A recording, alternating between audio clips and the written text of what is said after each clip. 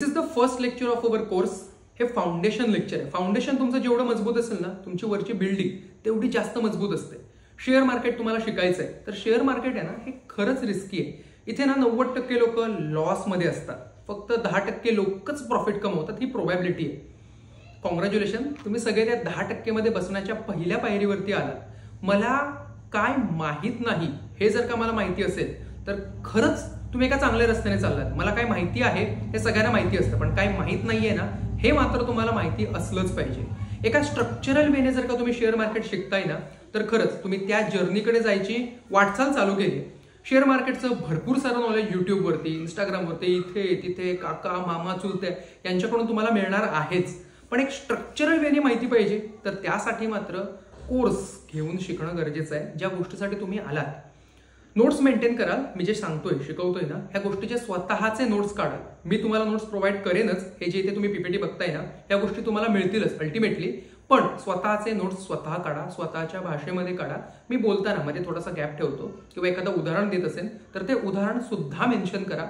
नंतर पुन्हा तुम्हाला ते आठवेल. खरं सांगू का, एकदा एक लेक्चर बघितलं तर परत तुम्हाला ते बघण्याची गरज कधीच पडणार नाही, कारण तुम्हाला पूर्ण कळून जाईल. शुद्ध मराठीत तुम्हाला कळेल अशा स्वरूपात मी पूर्ण कोर्स घेतोय. ही जर्नी एन्जॉय करा. अगदी वेब सिरीज बघितल्यासारखं. तुम्हाला लेक्चर सुरू झाल्याची पहिले 5 मिनिटं आठवतील. मोबाईल चार्ज ठेवा, बघत राहा. कधी लेक्चर संपलं, कधी अर्धा तास झालाय तुम्हाला कळणार सुद्धा नाही. मार्केटमध्ये जे काही कोर्सेस, जे काही मटेरियल अवेलेबल आहे त्यापेक्षा कैक पटीने जास्त गोष्टी मी खूप जास्त कमी पैशात देतोय. एन्जॉय करा. हीच जर्नी खरंच खूप भारी असणार आहे. स्वतःला जाणून घ्या. मार्केटला तुम्हाला जाणून घ्यायचं आहे ना, मार्केटला जाणण्यापूर्वी तुम्ही स्वतःला जाणून घेतलं पाहिजे. मार्केटला तुम्ही जाणताय ठीक आहे, तुम्ही स्वतःला जाणून घ्या. कारण शेअर मार्केटमध्ये पैशाने पैसा बनतो, पैशाने कॅपिटल. अर्थात शेअर मार्केटचे भरपूर टर्मिनॉलॉजी हे इंग्लिशमधून आहेत. ह्या गोष्टी तुम्हाला माहिती असल्या पाहिजेत. नो डाऊट काहींचं शिक्षण इंग्लिशमधून झालं नसेल किंवा काहींना इंग्लिश एवढं फॅमिलियर नसेल, तर थोडंसं फॅमिलियर व्हा. नोट्स काढा, नोट डाऊन करा, तुम्हाला कळून जाईल. पुन्हा पुन्हा आपण हे शब्द वापरणार आहोत. कॅपिटल वापरणार आहोत, मार्जिन वापरणार आहोत, आपण प्रॉफिट, लॉस, हेज, फ्ला हे भरपूर गोष्टी आपण वापरणार आहोत. याशी थोडं फॅमिलियर होऊन जावा, तुम्हाला कळून जाईल. कारण अर्थात हे शब्दार्थ आहेत, हे एका वाक्याला एका शब्दामध्ये नमूद करतात. बोलीचालीमध्ये आपल्याला ते सोपं जातं. कॅपिटल, तुम्ही काय कॅपिटल आणताय त्याच्यावर डिपेंड आहे. तुमचा प्रॉफिट किती होईल, तुमचा लॉस किती होईल, तुम्ही किती पटीत फायदा काढाल, हे कॅपिटलवर ठरणार आहे. कॅपिटल म्हणजे काय, जे पैसे तुम्ही शेअर मार्केटसाठी आणताय यात कॅपिटल किती ठेवलं पाहिजे, तेवढंच जेवढं तुम्ही हँडल करू शकता. हँडल करू शकता म्हणजे काय, ऍक्टिवा तीच आहे, पण माझा मित्र सहज 90चा स्पीड हँडल करतो, पण मला नाही बाबा, मला 50-60च्या पुढे कम्फर्टेबल वाटतच नाही. मी छानपैकी 60च्या स्पीडने जातो. बुलेट तीच आहे, मी छानपैकी 60-70नेच जातो. पण माझे मित्र मात्र सहज 100ने पळवतात. हायवेला सुद्धा मी 60-70नेच असतो, कारण मला तो कम्फर्टेबल स्पीड वाटतो. तशीच ही गोष्ट आहे. तुम्ही कॅपिटल किती ऍडजस्ट करू शकता. 1 लाखाचं कॅपिटल मी कम्फर्टेबली हँडल करू शकतो, किंवा एखादा ट्रेड मी 2-3 मॅक्स टू मॅक्स 5 लॉट वरती घेतो. त्याच्या पलीकडे मी लॉट घेतले ना की मला कसं तरी होतं. मला ना जरा खाली येताना बघवलं जात नाही, किंवा ते वर जाताना ना मी पटकन बुक करतो. याचा अर्थ तुम्ही तेवढं कॅपिटल हँडल करू शकत नाही, बरोबर. लहानपणी आपल्याला काय एवढं जात होतं का, एवढं काम आपल्याला आपल्याकडून एवढं काम होत होतं का, नाही. आपण लहानपणी आपल्या अंगापुरतच काम करायचो. हळूहळू काम करत गेलो, सराव होत गेला, आपली मसल पॉवर बिल्डअप झाली, आपली सायकोलॉजिकली ब्रेन पॉवर बिल्डअप झाली, आपण जास्तीत जास्त काम करायला लागलो. The same thing is here. सुरुवातीला थोड्या कॅपिटलवर काम करा, आणि ह्याच्यात लाजण्यासारखं काहीच नाहीये. तुम्ही किती पर्सेंटमध्ये प्रॉफिट काढताय ते बघा, किती आकड्यामध्ये प्रॉफिट काढताय ते बघू नका. ओके, त्यामुळे स्वतःला सगळ्यात पहिल्यांदा जाणून घ्या कॅपिटल तुम्ही किती आणणार आहात. त्यानुसार तुमच्या पुढच्या सगळ्या स्ट्रॅटेजीज ठरवल्या जातात. स्वतःला जाणून घ्या, तुमचं स्वतःचा बॅकग्राऊंड बघा, तुम्ही स्वतः किती ताण घेऊ शकता, त्यानुसार ट्रेड घ्या. एका वेळी मी एका ट्रेडमध्ये इन्व्हेस्टेड असेल, किंवा एका वेळी मी एखादा कॉल घेतला असेल, ऑन द सेम टाइम मी 2-3 पण कॉल किंवा एखादा पुट वगैरे घेतोय, हे तुम्हाला जमतंय का, तर त्यानुसारच ट्रेडिंग करा. इथे कुठलंही बर्डन नाही. ह्या सगळ्या गोष्टी, या सगळ्या क्लुप्त्या सूत्र तुम्हाला स्वतःच्या अनुरूप वापरायचे आहेत. ही गोष्ट पहिल्यांदा डोक्यात ठेवा. तो करतो म्हणून मी करावं असं नाही. एखादी गोष्ट मी तुम्हाला 1 सांगेन, तुमच्यातलेच काही जण 1+1+ अजून 3-4 अशा प्रकारे ते वापरतील. खरंच खूप चांगली गोष्ट आहे. पण एखाद्याला ते 1 सुद्धा नीट जमणार नाही, त्याने फोडून फोडून ते वापरावं, अर्ध या प्रकारे. ओके, स्वतःला जाणून घ्या. मार्केट, शेअर मार्केटमध्ये शेअर्स असतात, त्या शेअर्सची माहिती असते. शेअर्स कुठले असतात, हे कुठल्या तरी कंपनीचे असतात. आपल्या आसपासच्या गोष्टी बघा. आता तुम्ही मला बघताय, मोबाईलने बघताय. मोबाईल कुठली कंपनी तयार करते, ती कंपनी लिस्टेड आहे. मॅक्झिमम आपले मोबाईल हे चायना मेड आहे. Oppo, Vivo, Realme, one plus, अगदी ॲपलचे सुद्धा मॅक्झिमम ऑफ द पार्ट चायनाच तयार करतं. ओके, मोनोपोलिस आहे त्यांची. तर ह्या मोबाईलमध्ये कुठली टेक्नॉलॉजी आहे? हा मोबाईल कुठला शेअर असा आहे जो मोबाईलला रिप्रेझेंट करतो? तर इट्स डिक्सन टेक्नॉलॉजी. ओके, आपले मोबाईल जनरली डिक्सॉन टेक्नॉलॉजीचे असतात. डिक्सन टेक्नॉलॉजीचा शेअर, ह्याची किंमत तुम्हाला दिसते. अर्थातच सिम्पली गुगलवरती जावा, डिक्सन टेक्नॉलॉजी शेअर प्राइस असं टाका, तिथे तुम्हाला येईल. शेअरचा मराठीतून अर्थ असतो समभाग. एखाद्या कंपनीचे काही हिस्से आपण विकत घेतो. हे समान हिस्से केलेले असतात. एका शेअरची किंमत ही ठरलेली असते. श्रीमंत माणसाला पण तो शेअर 100 रुपयाचाच असतो, गरीबाला पण तो 100 रुपयांचा असतो. त्याला समभाग म्हणतात. समभाग म्हणजे शेअर्स. हे समभाग आहेत ना, ह्याची किंमत म्हणजे शेअरची किंमत. इथे डिक्सॉन टेक्नॉलॉजी लिहिलंय, इथे तुम्हाला दिसतंय तो 12,560 रुपयानं तो आत्ता आहे. तो आधी किती होता माहितीये? डिक्सन टेक्नॉलॉजी जरा आधी बघितलं तर हा लिटरली 500-600 रुपयांना होता. 1,000-1,500 रुपयाला तर तो कित्येक वर्ष होता. त्यानंतर 2020 नंतर त्याच्यामध्ये एक चांगली ग्रोथ होली. अर्थातच लॉकडाऊन नंतर बरीच समीकरणं बदलली. मोबाईल खूप हातोहात खपले. जिओच्या क्रांतीनंतर तर बघायलाच नको, मोबाईलला पूर आला होता. हा शेअर आहे ना, हा 3,000, 5,000 गेला, परत खाली आला, 2,900ला आला होता 2023ला. म्हणजे 2023ला हा साधारण 3,000ला असलेला शेअर नंतर तो 5, 6, 7, 8 4 पट वाढला. तो 12,000ला गेला. म्हणजे 3,000चा एक शेअर तुमच्याकडे असता तर आज त्याने तुमची वेल्थ जवळपास 4 पट केली असती. ओके, किती वर्षात? 1 वर्षात. बँक 4-5% एफडीला देते, बाकीचे लोक 10-20% देतात, म्युच्युअल फंड 60% देतो. स्टॉक पटीत, कैक पटीत तुमचे पैसे करण्याची क्षमता या स्टॉकमध्ये. एखादी गोष्ट आहे ना, ही जर का तुम्हाला आवडते, मला आवडते, याचा अर्थ ही लोकांना सुद्धा आवडते. अख्ख्या समाजाला एखादी गोष्ट आवडते, जर ती लोक ती गोष्ट विकत घेत आहेत तर त्या कंपनीला त्याचा फायदा होतोय. कंपनीची सेल्स वाढतात, कंपनीचा रेव्हेन्यू वाढतोय. रेव्हेन्यू म्हणजे काय? कंपनीला होणारा नफा. प्रॉफिट वाढतोय, रेव्हेन्यू जनरेट होते, कंपनी पुढे जाते. कंपनी पुढे जाते, त्याच्या शेअरची किंमत पण पुढे जाते. शेअरची किंमत पुढे जाते तर अल्टिमेटली तुम्ही, आपण पण पुढे जातोय. या कंपनीचा आपण एखादा हिस्सा असू तर कंपनी पुढे जाताना आपण सुद्धा पुढे जाणार आहोत. जेव्हा हा शेअर हा 3,000चा जेव्हा 4-5,000 होत होता, आपण काय प्रमोशन करत होतो? आपण मार्केटिंग करत होतो? नाही ना. मार्केटिंग कंपनी त्याची ती करत होती. त्याचा फायदा फक्त आपण घेत होतो. याला म्हणतात पॅसिव्ह इन्कम. पॅसिव्ह आणि ऍक्टिव्ह मध्ये काय फरक आहे सांगतो. पॅसिव्ह आणि ऍक्टिव्ह डायरेक्ट इनडायरेक्ट समजून घ्या. पॅसिव्हचा अर्थ काय असतो? मी इथे बसलोय, माझा portfolio on the background of behalf of me वाढतोय. रिलायन्सचे शेअर्स आहेत माझ्याकडे. रिलायन्स, अनिल अंबानी कष्ट करतायत, तिथे रिफायनरीजमध्ये तेल येतंय, ते रिफाईन होत आहे. ते जिओमध्ये जात आहे, जिओतून पैसे जनरेट होत आहेत. जिओ पुढे जाते, रिलायन्स अल्टिमेटली रिलायन्स इंडस्ट्री पुढे जाते, मला फायदा होतोच आहे. It is known as passive income. हेच कमवायला आपण मार्केटमध्ये आलो.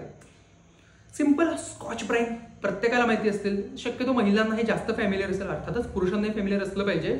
कुठलंही जेवण जेवलात, भांडी तर घासावी लागतात. स्कॉच ब्राईटशिवाय भांडी थोडीच घासणार आहात तुम्ही, बरोबर? स्कॉच ब्राईट हे खूप वर्षापासून बघतोय आपण. अगदी मी लहान असल्यापासून स्कॉच ब्राईट बघतोय. हे कुठल्या कंपनीचं आहे माहिती आहे? कोण आहे म्हणजे आता व्हिडिओ बघणाऱ्यांपैकी आहे कोण ज्यांना हे माहिती आहे की स्कॉच ब्राईट कुठल्या कंपनीचं आहे? ही कंपनी साधी सुधी नाही बरं का. या कंपनीने तुम्हाला काही पटीत श्रीमंत बनवलं असतं. खूप भारी कंपनी आहे. 3M कंपनीचं आहे हे. 3M इंडिया लिमिटेड आहे. 3M आपली कंपनी नाही आहे. 3M ही USA अमेरिकन कंपनी असेल मे बी. खूप फेमस आहे. 3Mचे टेप्स मिळतात, बारके बारके टेप्स. प्लास्टिक इंडस्ट्रीमध्ये याचं खरंच खूप नाव आहे. 3Mच्या टेपने नाही का आपण भरपूर गोष्टी चिटकवतो. डबल साइडेड टेप्स असतात, सिंगल साइडेड टेप्स असतात, स्कॉच ब्राईट आहेत, प्लास्टिक बॅरियर्स, भरपूर गोष्टी बनवतात. 35,500चा शेअर आहे. 35,000चा एक शेअर आहे. हा शेअर आहे ना, काही दिवसांपूर्वी नाही म्हटला तर हा 400, 500, 300 रुपयाला मिळत होता. हा 2010च्या आसपास शेअर खूप कमी, म्हणजे 1,000च्या आसपासला हा शेअर होता. हा 1,000वरून 35,000 म्हणजे 35 पट झालाय. शेजारीचे पर्सेंटेज व्हॅल्यू बघा, 14,000, 14,000% याची ग्रोथ झाली. 14,000% कळते तुम्हाला? एवढा म्युच्युअल फंड पण वाढत नाही, एवढे पैसे कशातच वाढत नाहीत. एवढे पैसे लिटरली 3Mने तुमचे केले आहेत. माहिती होतं तुम्हाला? स्कॉच ब्राईट तुम्ही वापरताय, मी वापरतोय, प्रत्येकाच्या घरात तेच आहेत. वाढणार, साहजिकतेने वाढणार. अर्थातच हा खाली पण आला होता. हा 20,000च्या लेवलला होता 2018 ते 22च्या दरम्यान साधारण. तिथून तो 2022ला 20,000वरून 30 गेला, 35 गेला, लिटरली डबल व्हायला चाललाय. ओके, ही आहे शेअर्सची पॉवर. फक्त होल्ड करा, तुम्ही श्रीमंत गॅरंटेड होणार. श्रीमंत होण्यासाठी जास्त कष्ट करण्याची गरज नाही. कष्ट करा, पैसे कमवा, तरच तुम्ही पुढे जाल. कष्ट हेच भांडवल, हे एका बाजूला, आणि स्मार्टनेस आणि डोकं लावणं हे दुसऱ्या बाजूला. ज्या अर्थाने तुम्ही इथे आलाय, या प्लॅटफॉर्मवर आलाय, तुम्ही मला बघताय, ज्या अर्थी तुम्ही कोर्समध्ये आहात, त्या अर्थी तुम्ही स्मार्टनेसकडे जाण्याचं एक पाऊल टाकलंच आहे ऑलरेडी. रोजचं पॅराशूटचं तेल कुठली कंपनी तयार करते? Did you know? पॅराशूटचं तेल जे लहानपणापासून आपण लावतोय, हीच बॉटल, हेच मार्केटिंगचं त्यांचं जाहिरात. पॅराशूट मॅरिको कंपनीचं पॅराशूटचं तेल आहे. मॅरिकोचा चार्ट बघा, आता 650-646 रुपयाला मॅरिकोचा एक शेअर आहे, एक समभाग या कंपनीचा 650 रुपयाला आहे. Did you know? हा 200च्या आसपास, साधारण 200, 220, 230च्या आसपास 2020 लॉकडाऊनच्या आसपास होता. हा 200 पासून 600ला आला, टिबल झालाय. ओके, याचा चार्ट बघा, एका फ्लुएंट वेने वरती चाललाय. ही कंपनी आहे ना FMCG सेक्टरमध्ये येते. FMCG म्हणजे काय? Fast moving कन्झ्युमेबल goods. लिहून ठेवा, नोंद कराल, पुढच्या वेळी लक्षात राहील. भरपूर लोकांना ऐकून माहिती पण झालं असेल. आता लाईव्हला आपण भेटतोय किंवा माझ्या सोशल मीडिया अकाउंटवरती तुम्ही ऐकता FMCG सेक्टरची रॅली, FMCG हे येते. याच्यातला एक शेअर आहे FMCG. अजून कोण आहे? ITC येतो FMCG मध्ये. ITC Indian tobacco company. Nestle येते याच्यामध्ये, परत हिंदुस्तान युनिलिव्हर येते याच्यामध्ये, भरपूर सारे कंपनीज आहेत. ब्रिटानिया पण याच्यामध्येच आहे. मॅरिको लिमिटेड खोबरेल तेल विकतं, खोबरेल तेल विकणारी कंपनी. शेअर्स बघायचा कुठे चाललाय तो. 100-150ला होता तो 2014ला. 2014ला 100 रुपये काय खूप महाग नव्हते. त्यापासून आतापर्यंत तो 600 म्हणजे जवळपास 6 पट झालाय. 22,000% ऑल टाइम ग्रोथ आहे याची. सगळे लोक तेल खोबऱ्याचं वापरणारच आहेत, खोबरेल तेल वापरणारच आहेत. एक वेळ पॅराशूट वापरतील, मे बी जास्मिन पण यांचंच आहे, वापरतील, रोज वापरणार, हातोहात विक्री होणार, रेव्हेन्यू वाढणार, कंपनी पुढे जाणार, आपण अल्टिमेटली पुढे जाणार. आपल्या आसपासच्या गोष्टी डोळसपणे बघत जावा. एखादी गोष्ट तुम्हाला आवडते तर त्याच्या रॅपरवर कंपनी कुठली आहे बघा, इंडियात लिस्टेड आहे का बघा, किंवा ह्याला लागणाऱ्या गोष्टी इंडियात कोण तयार करतंय. एक्झाम्पल होंडा, आमची होंडाची कार आहे, होंडा अमेज आहे.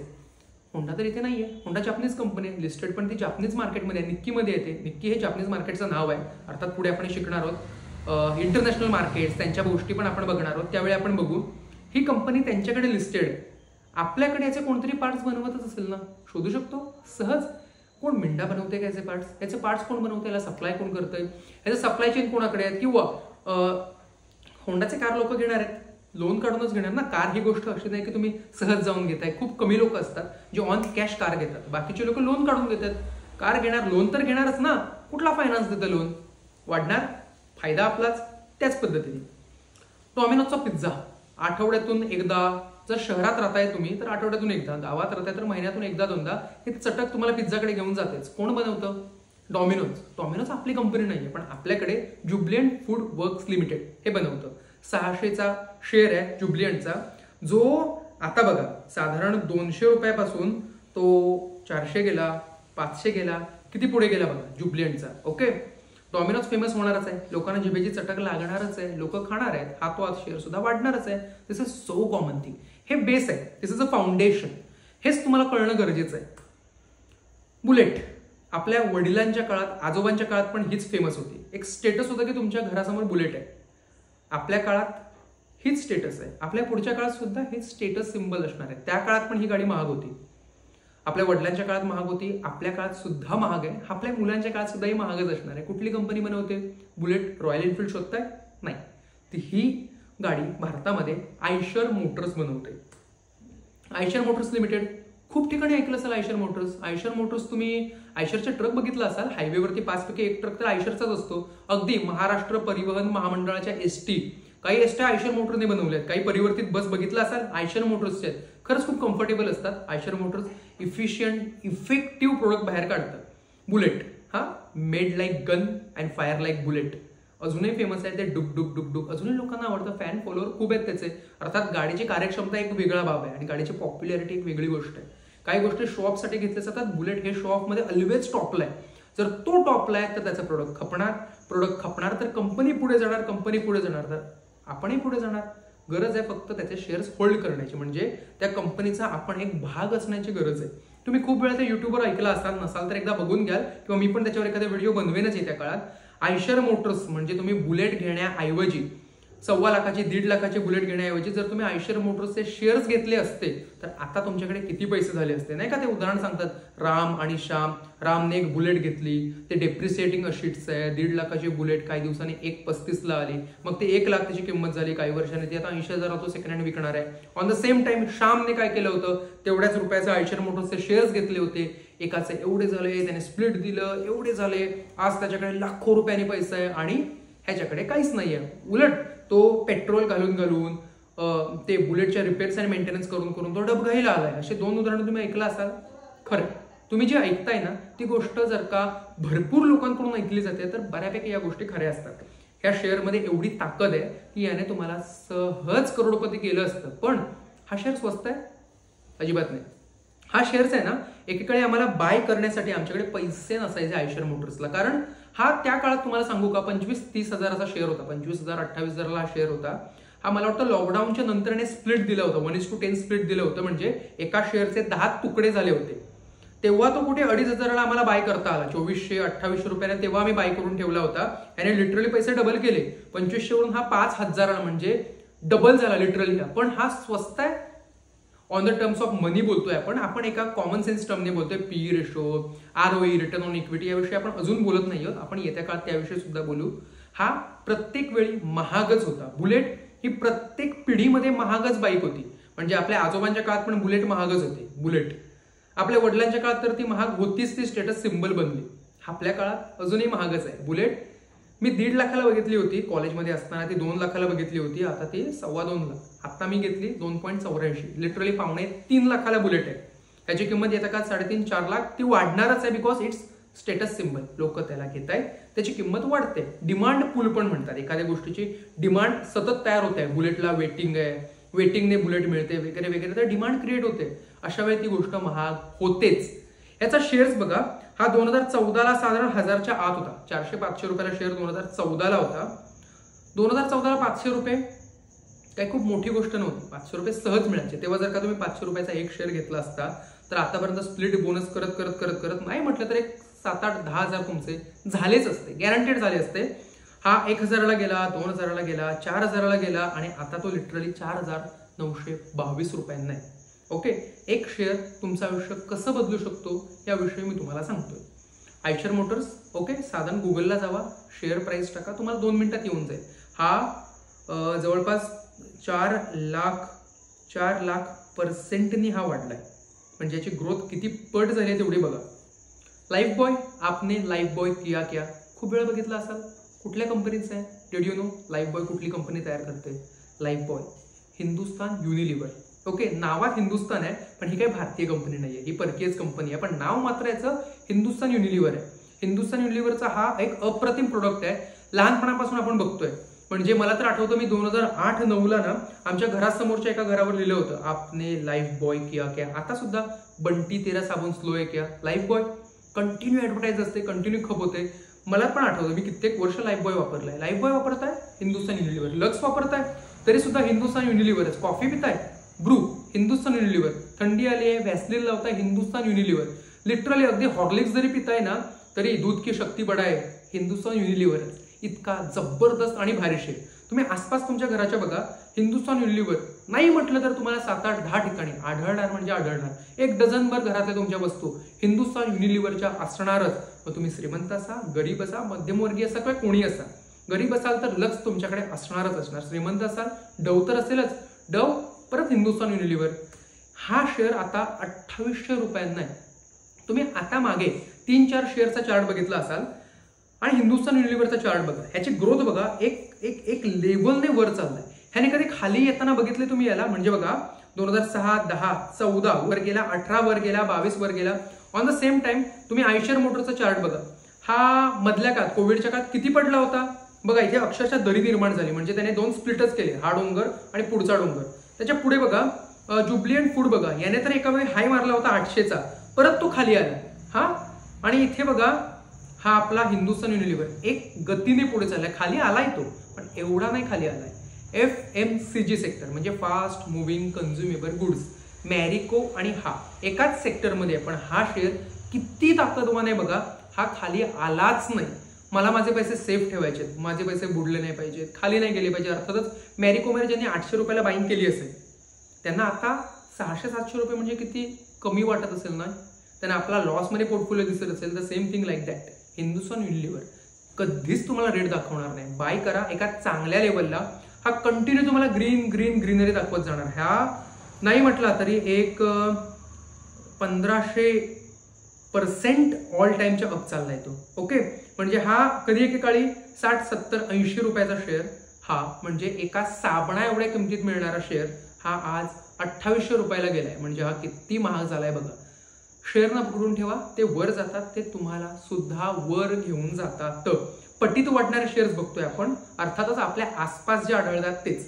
ओके, तुम्हाला माहिती आहे आपण भारतात राहतो. ओके, याचं बेनिफिट काय आहे? आपण भारतात राहतो आणि आता सध्या आपण जे चर्चा करतोय ती भारतीय मार्केटबद्दल, म्हणजे इंडियन मार्केटबद्दल आपण चर्चा करतोय. इंडियन मार्केटबद्दल का करतोय? आपण अमेरिकन मार्केटमध्ये का इन्व्हेस्टमेंट करू नये? आपण भारतातच का करावे? आपण जपानमध्ये का करू शकत नाही? ओके, करू शकतो किंवा नाही हा वेगळा पार्ट आहे.